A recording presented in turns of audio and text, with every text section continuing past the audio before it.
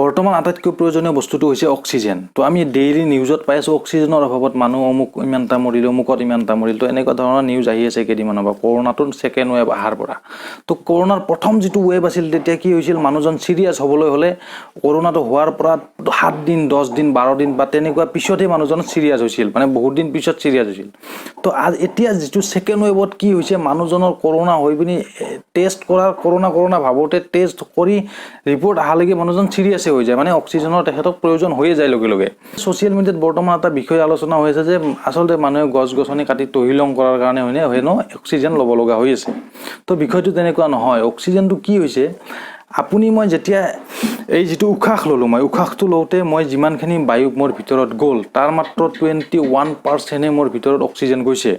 তো মই এজন সুস্থ মানুহ, আপুনি এজন সুস্থ মানুহ, আপোনাক সেই 20% অক্সিজেনে আমাৰ দেহটো চলি যায়, মানে কোনো প্ৰব্লেম নাই।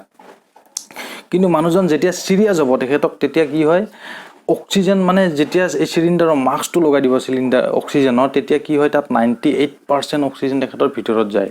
আমি যিটো 21% লৈছিলোঁ তেতিয়া 98% সেই মানুহজনৰ ভিতৰত যায়, আৰু যিমানখিনি কমি আছিল অক্সিজেন সেই অক্সিজেনখিনি তেখেতৰ মানে ইম্প্ৰুভ হ'বলৈ ধৰে।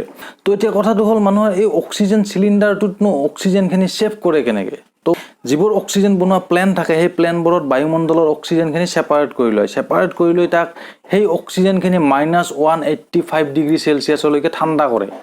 তো এটা কথা আপুনি গম পাব, মই এনেকৈ দিয়াৰ লগে আপুনি মোৰ মুখৰ পৰা বায়ু ওলাই গৈছে নে আপুনি দেখা নাই। যেতিয়া ঠাণ্ডাৰ দিনত আহিব তেতিয়া যদি মই মুখেৰে এনেকৈ দিওঁ, আপুনি বায়ুৰ মোৰ মুখৰ ভিতৰৰ পৰা ওলাই যোৱা বায়ুখিনি মানে পানী টাইপত আপুনি দেখা পাব।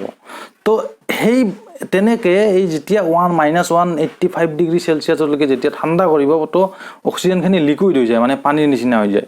আৰু সেই লিকুইডখিনি তেতিয়া চিলিণ্ডাৰত ভৰাই পিনি সেইখিনি আমি যিখিনি বৰ্তমান অক্সিজেন কিনো, তো যিসকলে অক্সিজেন কিনিছে তেওঁলোকে হয়তো গম পাব অক্সিজেনটো আমি লিটাৰ হিচাপত কিনিব লাগে। তো এনেকৈ অক্সিজেন ছেভ কৰা হয়। কেইদিনমান আগত হিমন্ত বিশ্ব শৰ্মায়ো ৰাতি GMCHত গৈ পিনি কৈছে যে গোটেই ছিনিয়ৰ ডক্টৰ বা মেডিকেল ষ্টাফখিনি মেডিকেলত থাকিব লাগিব ৰাতি। তো তেওঁলোকে দিনতো কাম কৰিব, ৰাতিও কাম কৰিব। মেডিকেল ষ্টাফখিনি কি কৰে, আনকি টিকট কটা মানুহজনো মেডিকেল ষ্টাফ বা গোটেই এডমিনিষ্ট্ৰেটিভ কাম চলোৱা এটেণ্ডেঞ্চ চোৱা মানুহখিনিও মেডিকেল ষ্টাফৰ। তো বৰ্তমান এটা কাম কৰিব পাৰি, কেইটামান ডিপাৰ্টমেণ্টে বৰ্তমান কোনো কাম কাজ কৰা নাই, মানে তেওঁলোকৰ ফুল্লি বন্ধ, কিন্তু তেওঁলোকে দৰমহাটোও পাই আছে। এতিয়া কি কৰিব, সেই টিকেট কটা মানুহজন বা সেই ৰেজিষ্টাৰ মেইনটেইন কৰা মানুহজন বা যিখিনি এডমিনিষ্ট্ৰেটিভ কাম কৰা মানুহ আছে, সেইখিনি যদি এই টিচাৰ বা তেনেকুৱা যিবোৰ ডিপাৰ্টমেণ্টৰ কাম বৰ্তমান চলা নাই তেওঁলোকক এই মেডিকেল ষ্টাফৰ এইখিনি কামত লগাব পাৰি। তেতিয়া কি হ'ব, সেই টিকেট কটা মানুহজনেও মেডিকেলৰ কিছুমান কাম কৰিব পাৰিব, কাৰণ তেখেতৰ অভিজ্ঞতা আছে।